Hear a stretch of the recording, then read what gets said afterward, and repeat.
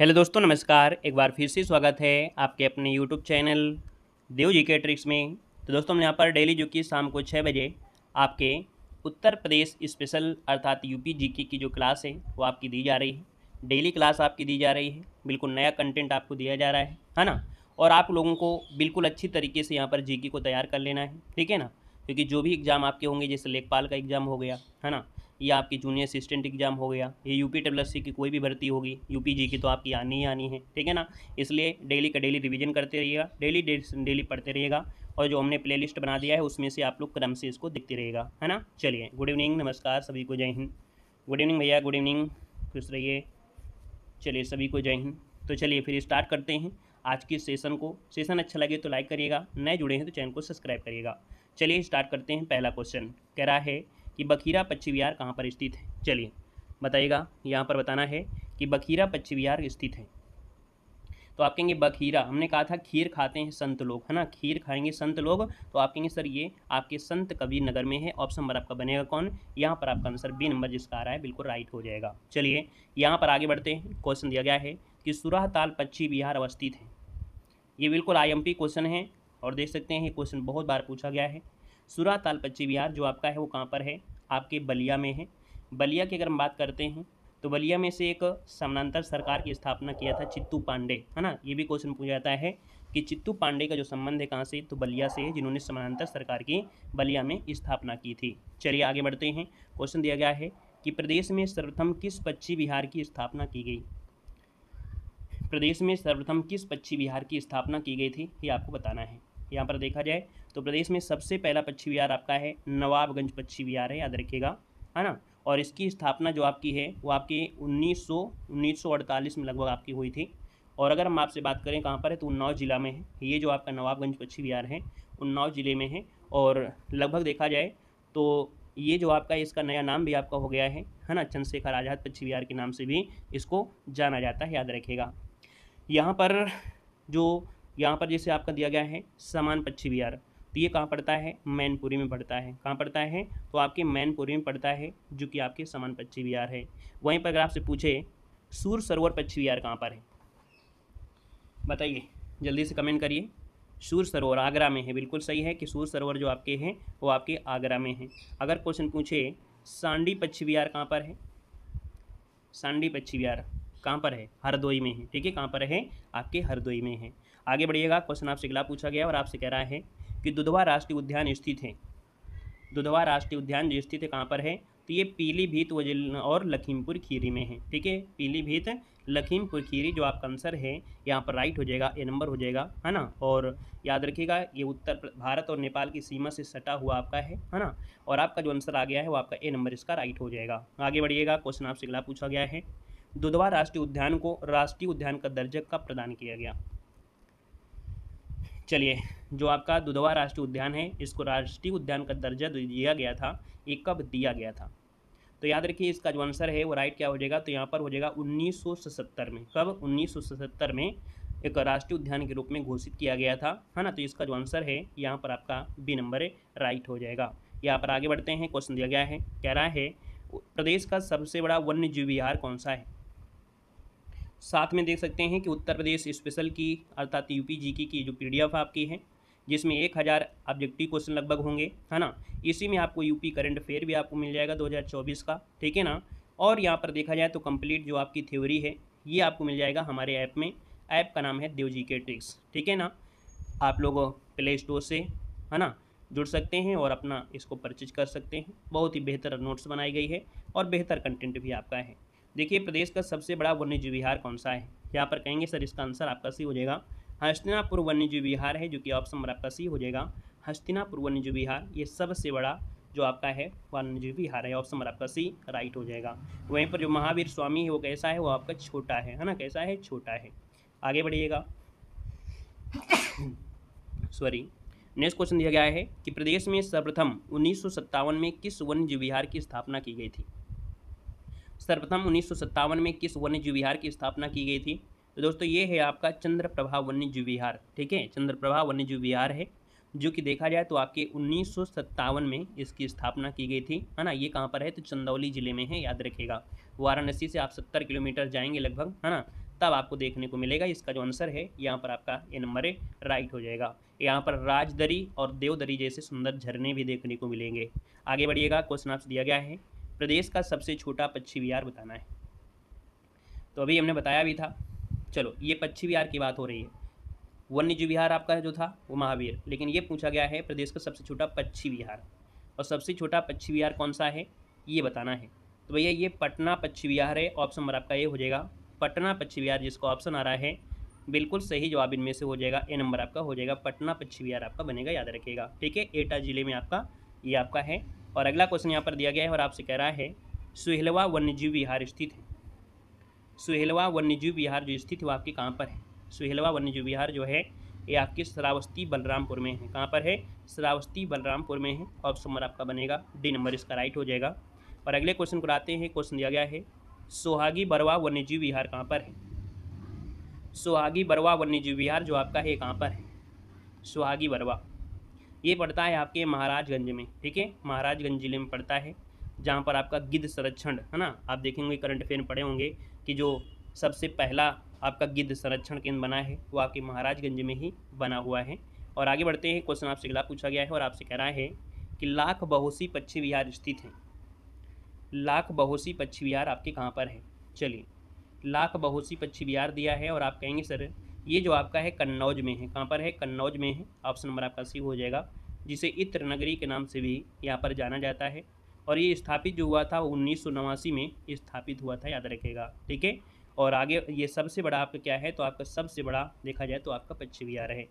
आगे बढ़िएगा, क्वेश्चन आपसे अगला पूछा गया है पार्वती अरंगा पक्षी विहार स्थित है।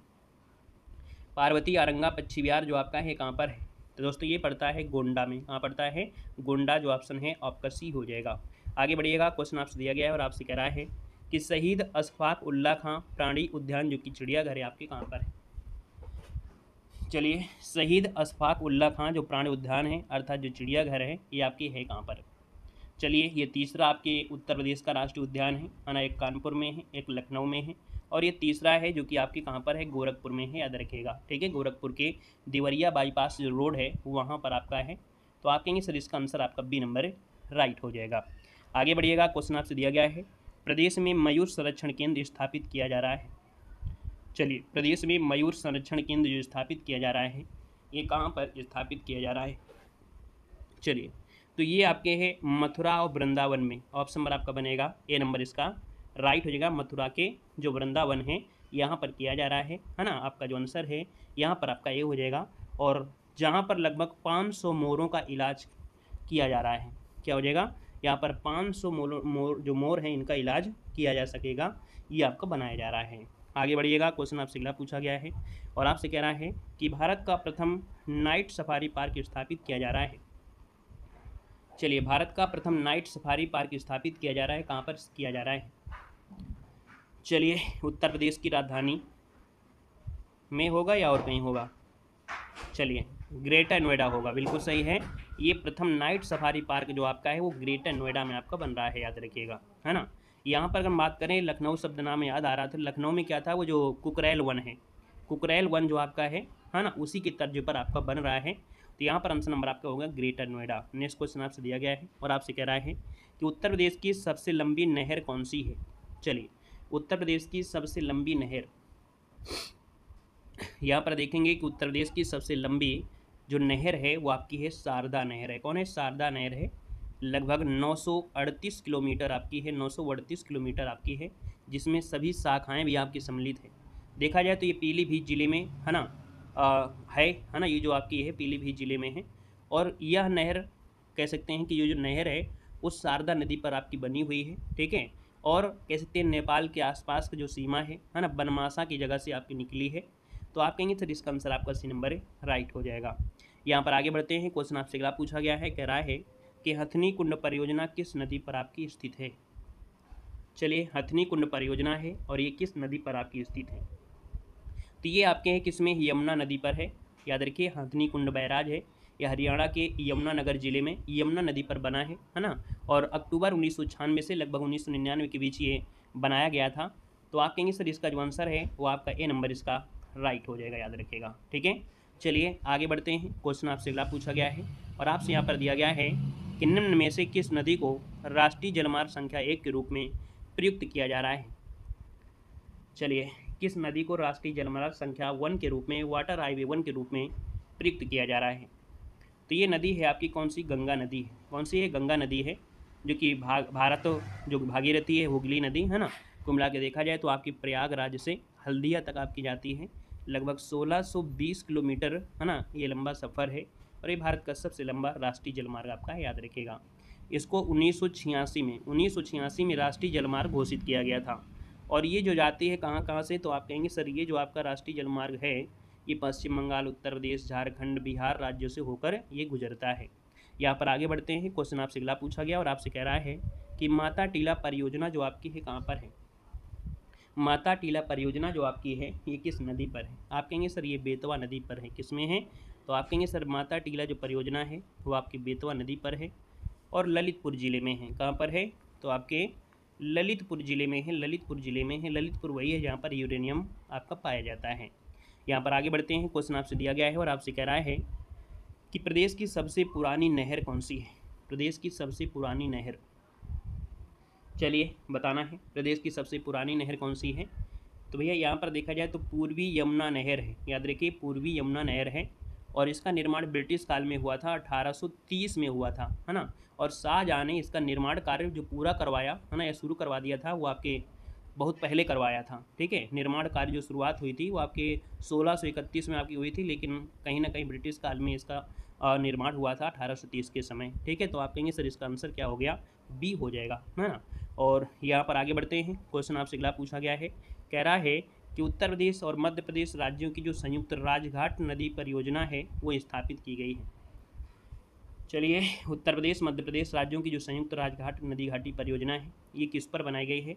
तो आपकी बेतवा नदी पर आपकी बनाई गई है। याद रखिएगा बेतवा नदी पर, है ना। राजघाट बांध बेतवा नदी, आपका आंसर यहाँ पर राइट हो जाएगा। याद रखिए इसमें सिंचाई हो गया, खाद्य हो गया, जल सुरक्षा, है ना, ये सब काम करती है। और इसकी जो आधारशिला रखी थी, है ना, याद रखिए राजघाट जो नदी घाटी परियोजना है ये आधारशिला रखी थी 1971 में इंदिरा गांधी ने रखी थी। याद रखिएगा। देखा जाए तो ये जो बांध है उत्तर प्रदेश के है ना ललितपुर से 22 किलोमीटर, मध्य प्रदेश की चंदेरी जिले से लगभग 14 किलोमीटर दूर है। यहाँ पर आगे बढ़ते हैं। क्वेश्चन आपसे अगला पूछा गया और आपसे कह रहा है कि फुल्लर झील भारत की किस राज्य में स्थित है? चलिए, फुल्लर झील आपसे बताना है। फुल्लर झील, है ना, जिसे पंगैती फुल्लर भी कहते हैं, इसे पंगैती फुल्लर भी कहते हैं, या इसे ताल भी कहते हैं, या इसे गोमत ताल भी कहते हैं, जो कि पीलीभीत में एक जगह पड़ती है मधोटांडा। क्या पड़ता है? मधोटांडा के समीप ये झील है। यहाँ पर जो आंसर आपका दिया है वो आपका सी हो जाएगा। उत्तर प्रदेश के पीलीभीत जिले में ये आपकी स्थिति, याद रखिएगा। ठीक है ना। चलिए, हमने बताया पंगायती फुल्लर, ताल झील, गोमल, है ना, गोमत ताल, कई नाम से जानते हैं। अगला क्वेश्चन यहाँ पर दिया गया और आपसे कह रहा है कि गोविंद बल्लभ पंत सागर अवस्थित है। गोविंद बल्लभ पंत सागर जो अवस्थित है आपका कहाँ पर अवस्थित है? चलिए, यहाँ पर बताना है।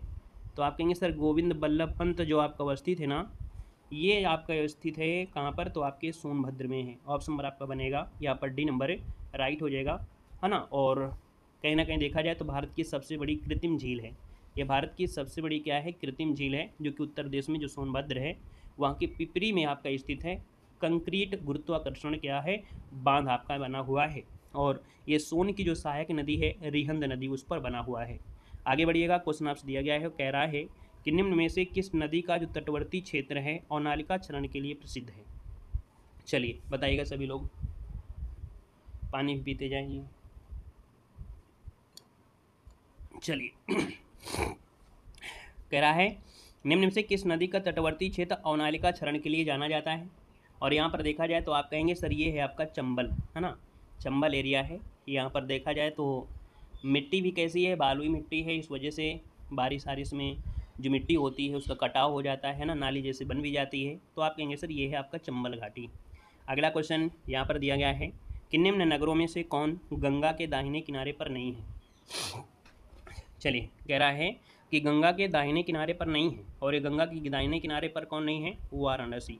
तो भैया ये जो आपका है बाएं किनारे पर है। कभी कभी ये नहीं, बहुत बार क्वेश्चन पूछा गया है कि वाराणसी जो बसा है गंगा के बाएं किनारे आपका बसा है। वहीं पर देखा जाए गंगा किनारे सबसे बड़ा शहर कौन है? तो आपके कानपुर है, जो कि सबसे बड़ा शहर आपका है, याद रखिएगा। यहाँ पर आगे बढ़ते हैं। क्वेश्चन दिया गया है, कि अर्जुन बांध नहर से लाभान्वित जिला कौन सा है। अर्जुन बांध से जो अर्जुन बांध नहर है उससे लाभ लेने वाला जो जिला है वो आपका है हमीरपुर है। कौन है? हमीरपुर। इसका आंसर आपका राइट हो जाएगा। अगला क्वेश्चन यहाँ पर दिया गया और आपसे कह रहा है कि निम्न में से कौन सा बांध है जो बेतवा नदी पर बनाया गया है। कौन सा बांध है जो बेतवा नदी पर बनाया गया है? तो बेतवा नदी पर है आपका राजघाट बांध है ना। बेतवा नदी यमुना की एक सहायक नदी है और बेतवा नदी पर राजघाट बनाया गया है। ठीक है। बेतवा नदी के बारे में देखा जाए तो ये मध्य प्रदेश और उत्तर प्रदेश की एक अंतर्राज्यीय है ना, या कह सकते हैं कि दोनों राज्यों का एक संबंध है ना। ये बहुउद्देशीय बांध है। और यहाँ पर देखा जाए तो एक बांध और मिलेगा, रानी लक्ष्मीबाई बांध है ना। तो यह बांध पहले राजघाट बांध के नाम से जाना जाता था और ये ललितपुर जिले में आपका बना हुआ था। ठीक है। कौन? रानी लक्ष्मीबाई बांध। एक माता टीला बांध होता है, एक परीक्षा बांध है ना, ये आपको मिलते हैं। आगे बढ़िएगा, क्वेश्चन आपसे दिया गया और आपसे कह रहा है कि परीक्षा बांध किस नदी पर बना है। तो अभी हमने बता भी दिया कि भैया जो परीक्षा बांध है वो किस नदी पर है। तो आप कहेंगे सर ये बेतवा नदी पर आपका बना हुआ है, याद रखिएगा। ठीक है। किसमें है? तो आपके बेतवा नदी पर आपका बना हुआ है, याद रखिएगा। यहाँ पर आगे बढ़ते हैं, क्वेश्चन आपसे अगला पूछा गया और आपसे कह रहा है कि पूर्वी यमुना नहर का निर्माण सर्वप्रथम किसने कराया था। चलिए, पूर्वी यमुना नहर का जो निर्माण है सर्वप्रथम किसने करवाया? ये करवाया था शाहजहाँ ने करवाया था। ठीक है। पूर्वी यमुना नहर का निर्माण कार्य हमने बताया था ना स्टार्टिंग में, नहर जो स्टार्टिंग करवाया था वो 1631 के समय करवाया था और अंग्रेज़ों ने बाद में क्या किया, 1830 में इसका काम पूरा किया था। तो स्टार्टिंग जो किया था वो आपके शाहजहाँ ने है ना, और बनवा कर तैयार करवाया 1830 में अंग्रेज़ों ने। चलिए आगे बढ़ते हैं, क्वेश्चन दिया गया है, कह रहा है आगरा नहर को किस नदी से निकाला गया है। आगरा नहर को किस नदी से निकाला गया है? तो भैया आगरा नहर है तो आप कहेंगे यमुना है वहीं पर पास में, तो यमुना नदी से पानी मिलता है और यमुना नदी से पानी मिलने के लिए नहर के लिए बांध का निर्माण नई दिल्ली से करीब 10 किलोमीटर दूर ओखला में किया गया है। ठीक है। तो यहाँ पर आपका जो आंसर है वो आपका बी नंबर राइट हो जाएगा। आगे बढ़ते हैं, क्वेश्चन आपसे दिया गया है, कह रहा है कि लंबाई के हिसाब से प्रदेश में सर्वाधिक नहर बताना है। लंबाई के हिसाब से सर्वाधिक जो नहर हैं वो आपकी किस जिले में है? तो आप कहेंगे सर ये जो आपका है वो रायबरेली हो जाएगा। कौन हो जाएगा? रायबरेली। लंबाई के हिसाब से प्रदेश में सर्वाधिक नहर जो आपके हैं लंबाई के हिसाब से वो रायबरेली डिस्ट्रिक्ट में आपको देखने को मिलती हैं, याद रखिएगा। या कह सकते हैं सर्वाधिक नहरों की लंबाई कहाँ पर है? उत्तर प्रदेश में। तो आप कहेंगे सर उत्तर प्रदेश में कहाँ पर? तो आप कहेंगे रायबरेली में है। आगे बढ़िएगा, क्वेश्चन दिया गया है और आपसे कह रहा है, क्वेश्चन दिया गया है कि प्रदेश में नलकूपों द्वारा सिंचित क्षेत्र कौन सा है। प्रदेश में नलकूपों द्वारा सिंचित क्षेत्र पूछा गया है। तो लगभग देखा जाए तो नलकूपों के द्वारा लगभग 74.9% ये जो होता है नलकूपों के द्वारा होता है ना। कहीं कहीं पर इसका आपका जो परसेंटेज होता है लगभग 66 बता देते हैं, है ना। इसलिए हमने यहाँ पर क्या किया, इसको आंसर आपको सी दिया है क्योंकि यही आपको ऑप्शन में देखने को मिल जाता है, याद रखिएगा। ठीक है। बाकी अगर आपको ये पॉइंट मिलता है 66% वाला तो आप ज़रूर लगा सकते हैं। ठीक है। आगे बढ़िएगा, क्वेश्चन आपसे अगला पूछा गया है।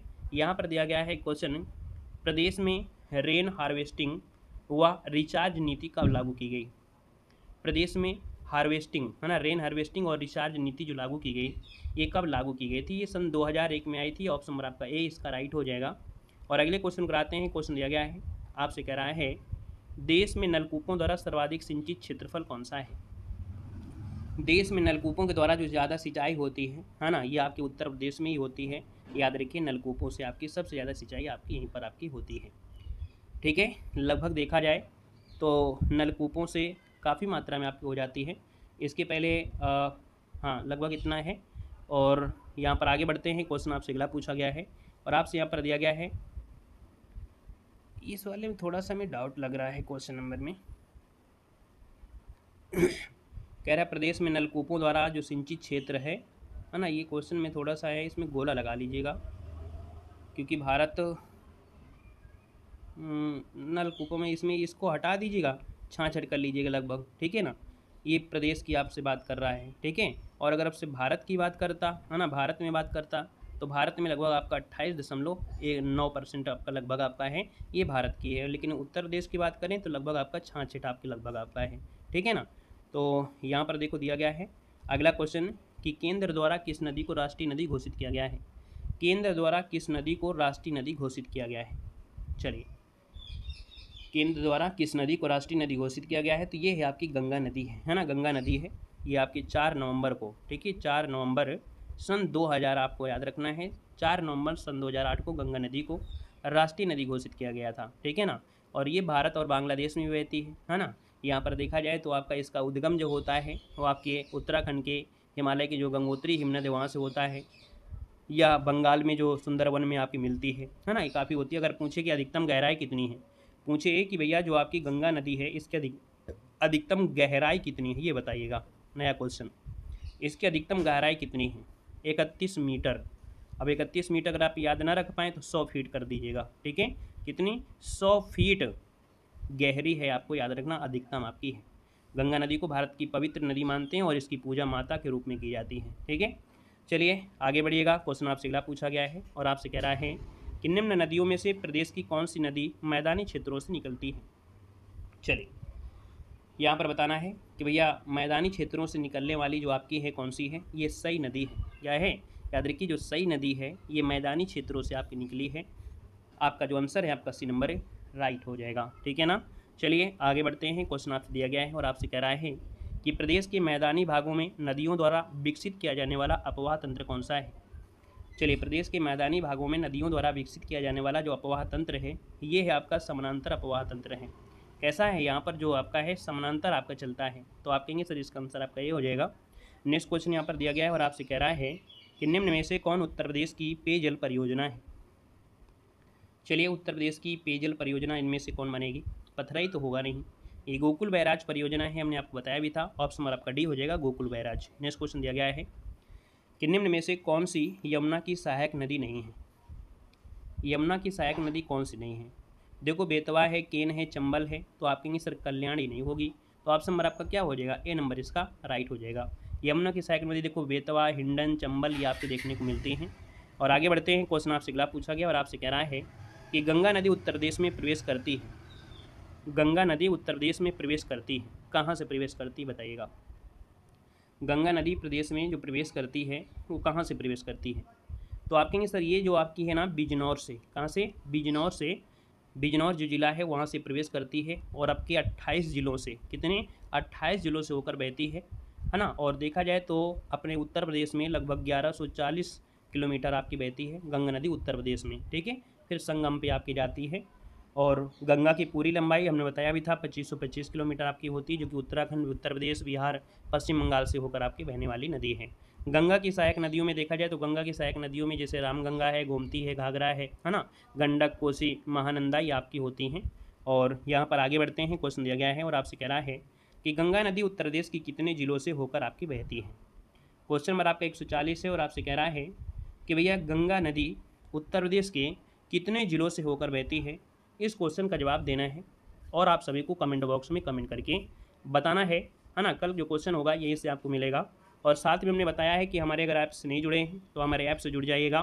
वहाँ पर कुछ फ्री PDF भी आपकी दी गई हैं, है ना, कुछ फ्री PDF भी हैं, उनको भी आप पढ़ सकते हैं। और साथ में हमारे ऐप से जुड़ेंगे तो वहाँ पर आपको मात्र 60 रुपये में UP GK का कंप्लीट कोर्स आपका है, जिसमें 200 क्वेश्चन आपके कंप्यूटर के भी आपको दिए गए हैं, फ्री आपकी इसी के साथ हैं।